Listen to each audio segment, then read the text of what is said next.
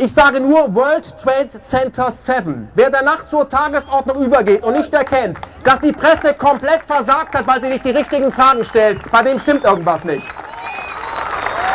Freunde, das ist the smoking gun.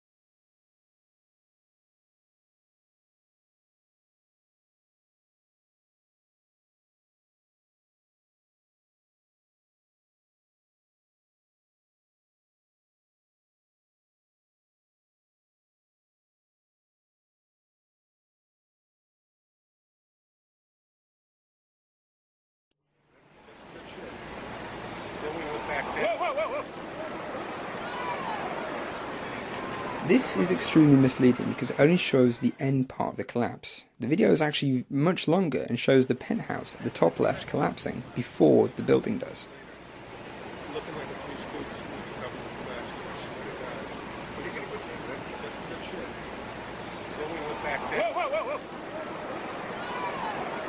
So what's happening here? To understand, you have to have a little bit of knowledge of the building's structure. From the 7th floor to the 47th floor, World Trade Center 7 was supported by 24 interior columns and 58 perimeter columns.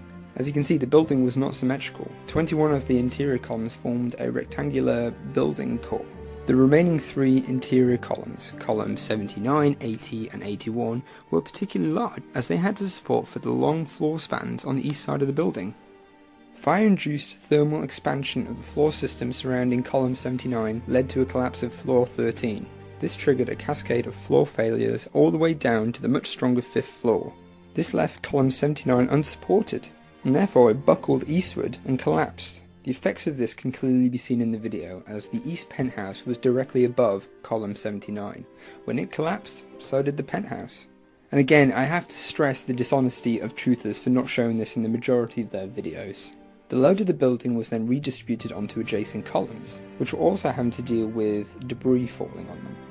This led to column 80 and then 81 buckling as well, which led to all the floors on the east side collapsing, leaving the east side of the building essentially just a hollow shell.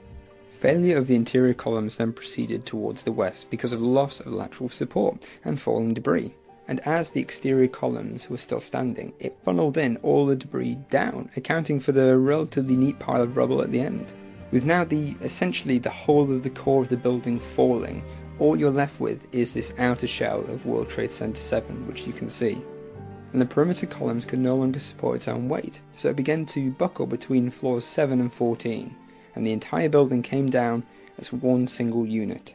To say, like a lot of truthers say, that the buildings fell in around 6 seconds is just wrong.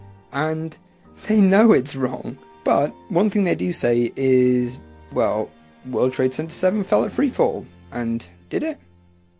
Yes. It did. Well, part of it did. The west side at least did, for about 2.25 seconds. Now remember, at this point you're looking at what essentially is a hollowed out shell of the building, and like I said before, the building buckled between the 7th and 14th floors. The perimeter columns either bowed outwards or completely broke off, and they provided negligible resistance for these 7 floors, which is why you see this speed until the 14th floor hit the 7th floor and experienced more resistance and the building slowed down. No evidence for explosions were ever found in the wreckage of World Trade Center 7, and again I feel I have to stress that no thermite or nanothermite of any aluminium and iron oxide variation was found, because there was no elemental aluminium found. There was also no sounds of explosions made, which is a trademark of controlled demolition.